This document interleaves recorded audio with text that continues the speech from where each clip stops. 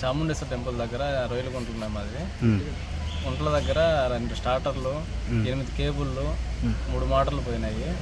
అది మేము గురువారం రోజు మార్నింగ్ చూసుకున్నప్పుడు ఉన్నాయి. శుక్రవారం శనివారం నేను గుంటగారి దగ్గరికి పోలేదు. ఆదివారం మధ్యాహ్నం 12 గంటలప్పుడు వెళ్తే గుంటగారి దగ్గరికి వెళ్తే లేవు. 2 స్టార్టర్లు, కేబుల్ తీసేస్తున్నారు.